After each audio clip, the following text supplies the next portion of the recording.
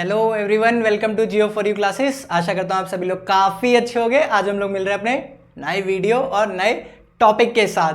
Flood, natural disaster और hazards का एक और टॉपिक, एक और भयंकर टॉपिक। अब क्या भयंकर भयंकर टॉपिक्स कवर कर रहे हैं ना। हमने क्या किया, अर्थक्वेक कवर किया, सुनामी कवर की, अब हम करने जा रहे हैं फ्लड को कवर। फ्लड तो सबने देखा होगा ना, बाढ़ सुना होगा, देखा नहीं होगा। आशा करता हूँ ना कभी आप फेस करो उस चीज़ को। लेकिन कुछ ऐसे स्टेट्स हैं अपने और कुछ ऐसे लोग हैं, अगर मैं कहूँ कि हर साल बाढ़ को फेस करते हैं। मतलब उनका ये एक होता है ना, आदत सी हो गई है कि उन्हें पता है कि बाढ़ तो आनी ही है और उनके पास कोई अलग रास्ता भी नहीं है। तो सोच लो कितना, मतलब उनकी जो लाइफ है वो कितनी डेंजर में होगी, या फिर आप कह लो कितना बड़ा सर्वाइवल है कि वो हर साल उनने बस अब ये अपने आप को ढाल रिया है कि हम बाढ़ आएगी, इस तरीके से प्रिपेयर होकर रहेंगे। आपको ये नहीं पता है, आपको पता होगा कि कई महीनों तक, जैसे एक एक महीने तक बाढ़ आती है तो कुछ लोग अपना घर शिफ्ट करते हैं। अपने जो सामान है, जो भी इंपॉर्टेंट जो भी सामान है, यार सारे सामान तो नहीं ले जा पाते होंगे ना, तो जो भी सामान है अपना लिया और जहां भी बाढ़ या सेफ जोन में चले गए। तो कई महीनों तक, उनके कई महीनों तक घर में पानी घुसा हुआ है। फिर उसके बाद आते हैं, उसको चीज़ को देखते हैं, तो काफ़ी उनके लिए ये कह सकते हैं कि बहुत बड़ी प्रॉब्लम है उन लोगों के लिए, जो चीज़ वो लोग फेस कर रहे हैं।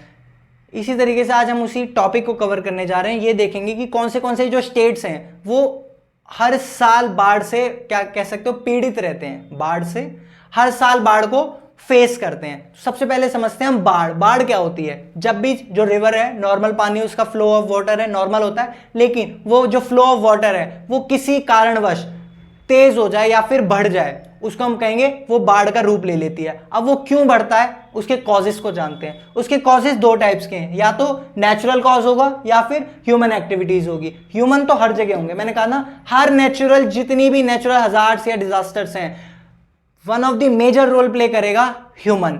उसका रीजन हम देखते जाएंगे कैसे। नेचुरल तो चीजें बात अलग है, लेकिन ह्यूमन भी है। तो कॉजेस, अगर नेचुरल की बात करें तो हाई इंटेंसिटी रेनफॉल, अगर बहुत घंटों तक या फिर कई दिनों तक रेगुलर बारिश होए तो वो भी एक बाढ़ का रूप ले लेती है। वहीं मेल्टिंग ऑफ आइस, अब हम सबको पता है ग्लेशियर्स हैं, आइस हैं, वो क्या कर रही हैं, मेल्ट करती हैं, लेकिन उनकी एक साइकिल होती है कि धीरे धीरे मेल्ट कर रही है। वहीं अगर सडन ज़्यादा मेल्ट हो जाए, अगर अपना टेम्परेचर इंक्रीज हो जाए और फिर क्या है, ग्लेशियर ज़्यादा रेपिडली मेल्ट होंगे, तो वो भी एक वन ऑफ द कॉज बनेंगे किसका, फ्लड का। वहीं अगर हम क्लाउड बस्ट की बात करें, बादल फटना, हमें देखा ना कितनी रेगुलर एक्टिविटीज होती रहती हैं। कहाँ पे? अपने माउंटेन्स पे, हिमाचल प्रदेश, उत्तराखंड, यहाँ स्टेट्स में न्यूज आती रहती है ना, यहाँ बादल फटा, वहाँ बादल फटा। तो बादल फटने से जो वॉल्यूम ऑफ वाटर है वो एक साथ जमीन पर गिरता है, जिससे क्या होता है, जो वाटर का लेवल है वो इंक्रीज हो जाता है, रिवर का लेवल इंक्रीज होता है, जो एक बाढ़ का रूप ले लेता है। आप लोगों ने सुना होगा ना, केदारनाथ की बाढ़ 2013 की, कितनी भयंकर नेचुरल डिजास्टर था। कई लोग उसमें लापता हो गए थे और कई लोगों की जानें गई थी। किसकी वजह से? क्लाउड बस्ट की वजह से। वो भी एक one of the major cause था किसका, फ्लड का। वहीं रिसेंटली अभी सिक्किम में बाढ़ आई है, वो भी किसका कॉज है, वो भी बाढ़ है। उसमें भी अपने कितने सोल्जर्स हैं, वो भी लापता हैं, काफ़ी लोग लापता हैं। वो भी एक मतलब काफ़ी दुखद घटना है जिसे हम कह सकते हैं। सारी दुखद ही घटना होती हैं यार, नेचुरल डिजास्टर तो सारे दुखद ही होते हैं। कितनी जाने जाती हैं, या अपनी हो या पराये लोगों की, लोग हैं तो अपने ही ना। तो सुनने में और या फिर देखने में भी काफ़ी दुख पहुंचता है ऐसी चीज़ों को देखने में। वहीं अगर हम बात करें ह्यूमन एक्टिविटीज़ की, तो ह्यूमन एक्टिविटीज़ रीजंस है, एक तो डिफॉरेस्टेशन हर जगह मिलेगा, यानी कि डिफॉरेस्टेशन हर नेचुरल किसका, डिजास्टर का कॉज है। अगर हम लोगों ने बाढ़ पड़ रहे हैं, इसमें भी हम क्या देख रहे हैं, डिफॉरेस्टेशन कितना बड़ा कॉज है। अगर हम डिफॉरेस्टेशन ना करें तो हम बहुत सी नेचुरल जो डिजास्टर्स होते हैं उसको रोक सकते हैं। अनसाइंटिफिक एग्रीकल्चर प्रैक्टिसेस हम लोग करते हैं ना, एग्रीकल्चर सब लोग करते हैं। हमारा इंडिया कितने, मतलब 60 to 70% most of the population are depend upon agriculture activities. वहीं लेकिन हम अनसाइंटिफिक तरीके से या तौर तरीके से करते हैं, जिसके कारण भी वो फ्लड आती है। वहीं कॉलोनाइजेशन ऑफ फ्लड प्लेन, यानी कि जो रिवर है उसके आसपास के एरिया को, जो फ्लड प्लेन एरिया है, वहां पे कंस्ट्रक्शन करना। जैसे कि ये एक रिवर है, ये अपना रिवर है, ये रिवर है, तो जो इसका कभी भी आप देखना होगा ना, अगर आप लोग गए होंगे तो रिवर के जो साइड वाला एरिया होता है तो वो कभी कभार खाली पड़ा रहता है, जब गर्मियों के टाइम खाली पड़ा रहता है, क्योंकि जब मानसून आता है बारिश होती है तब वो पूरा एरिया भरता है। वहीं अगर हम इस वाले एरिया को अगर यहाँ कंस्ट्रक्शन कर दें, यहाँ बड़ी बड़ी बिल्डिंगें बना दें यहाँ पे इस वाले एरिया में, तो ये क्या होगा भाई, ये रिवर है, रिवर का एरिया है, रिवर का इलाका है। अगर अपने इलाके में कोई आता है, अपने इलाके में अगर कोई कब्जा करता है तो हमें दिक्कत होती है ना कि यार हमारा घर था, हमारा घर कैसे कब्जा कर लिया। ऐसे ही रिवर का जो ये वाला पूरा एरिया, ये फ्लड प्लेन एरिया, ये रिवर का इलाका है। अगर रिवर का इलाका ही अगर आप कैप्चर कर रहे हो, उस इलाके को घेर रहे हो, तो रिवर को तो गुस्सा आना ही है। तो रिवर क्या करती है, जब भी मानसून आता है इस पूरे फ्लड प्लेन एरिया को बाढ़ में तब्दील कर देती है और जितने भी यहाँ घर बने होते हैं सब डिस्ट्रॉय हो जाते हैं। तो कॉज क्या है, गलती तो अपनी भी है ना कि हम फ्लड प्लेन एरिया में अगर अपना घर ले रहे हैं। बहुत से अभी अगर आप देखो नोएडा में क्या हुआ है, अभी रिसेंटली एक बिल्डिंग को गिराया गया था, वो क्या रीजन था। तो ऐसे ही बहुत सारे रीजंस हैं जो फ्लड प्लेन एरिया में क्या करते हैं, घर को बना देते हैं और हमें बेच देते हैं और हम ले लेते हैं बिना आंख बंद करे। या कहते हैं ना यार सस्ते में घर मिल रहा है, वो तो सस्ते में नहीं मिल रहा है, कुछ ना कुछ उसके पीछे कारण होता है। तो घर हर चीज को देख या सोच समझ के हमें लेना चाहिए। तो ये एक रीजन है। अगर हम बात करें दूसरे रीजन की, ब्रिजेस ऑन रिवर्स, ये एक वन ऑफ द रीजन है जो अभी नोटिस किया गया जब दिल्ली में बाढ़ आई थी। ब्रिजेस ऑन रिवर, अभी दिल्ली में यमुना में बाढ़ आई थी ना, तो ये एक पॉइंट है, ये अपना ओखला बैरेज है और ये है वजीराबाद बैरेज, ये है यमुना। यहाँ से एंटर करती है यमुना रिवर अपनी वजीराबाद बैरेज से और ओखला बैरेज तक। तो यहाँ पे एक स्टडी हुई और उसमें ये नोटिस किया गया, जो दिल्ली में अभी रिसेंटली बाढ़ आई थी जिसमें लाल किले तक पानी घुस गया था, तो उसमें जो one of the major cause देखा गया, तो जो इस पूरे इन दोनों के बीच में जितने भी ब्रिजेस बने हुए हैं, ब्रिजेस, हाँ मैं सही कह रहा हूँ ब्रिजेस, उनकी वजह से भी ये बाढ़ का एक वन ऑफ द रीजन था। वहीं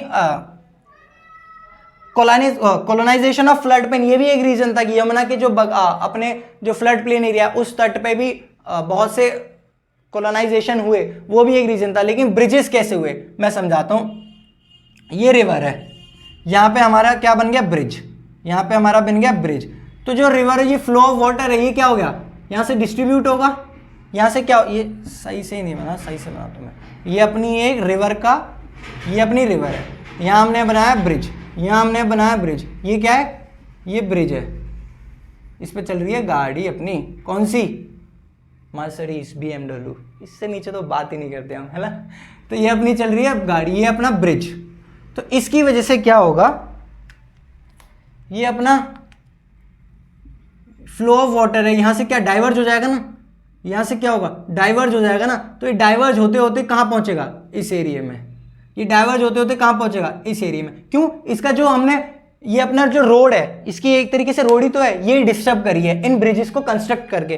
तो ये one of the major cause होते हैं किसके, फ्लड के। अभी रिसेंटली हमारे दिल्ली में भी नोटिस किया गया है। तो कॉजेस की बात कर लें, कॉजेस की बात हो गई। अब हम देखते हैं कुछ अपने इंडिया में कुछ ऐसे स्टेट्स हैं जो काफी हर साल बाढ़ को झेलते हैं, जिसमें कि बिहार, बंगाल, असम बहुत बड़े स्टेट हैं जो हमेशा बाढ़ को झेलते हैं। ये जो एरिया बना रखा है ना मैंने, ये डॉटेड डॉटेड, ये तो मेजर रिवर्स हैं। ये ब्रह्मपुत्र रिवर है, ये गंगा रिवर है, ये यमुना रिवर है, ये माही रिवर है, ये साबरमती रिवर है, और यहाँ पे ये सतलुज और ब्यास रिवर वाली जोन है, ये पंच प्रयाग जिसे कहते हैं ना। अगर हम बात करें ये अपने ब्रह्मपुत्र रिवर की, तो इसकी जो आसपास का एरिया है ये हर साल बाढ़ को झेलता है। वहीं गंगा के आसपास हर साल बाढ़ को झेलता है, यमुना के किनारे हर साल बाढ़ को झेलते हैं ये स्टेट्स। इनका रीजन है क्यों, ऊपर से देख लो कितनी सारी ये अपनी कोसी रिवर है, ये घाघरा है, ये गंडक है, गंडक कोसी दोनों बिहार में, कहाँ से आती है, नेपाल से। तो वो बहुत सारा पानी लेके आती हैं मानसून के टाइम, बारिश के टाइम। वहीं घाघरा ये बहुत सारा पानी लेके आती है, और वहीं अगर ये अपनी जो गंगा है ये बिहार में जाती है, और ये सारी इसकी ट्रिब्यूटरीज हैं तो ये गंगा में मिल जाती हैं, और गंगा का क्या करती हैं, फ्लो ऑफ वाटर को इंक्रीज करती हैं, वॉल्यूम ऑफ वाटर को इंक्रीज करती हैं। तो इससे पूरे एरिया में क्या आती है, बाढ़ आती है। कहाँ पे, बिहार में। इसी तरीके से अपने ब्रह्मपुत्र में भी ये बारिश के टाइम काफी पानी लाती है और पूरे आसाम में क्या करती है, बाढ़ लाती है। इसी तरीके से यमुना भी ये करती है। तो ये वाले जो स्टेट्स हैं, ये कुछ स्टेट्स ये हर साल क्या करते हैं, बाढ़ को झेलते हैं।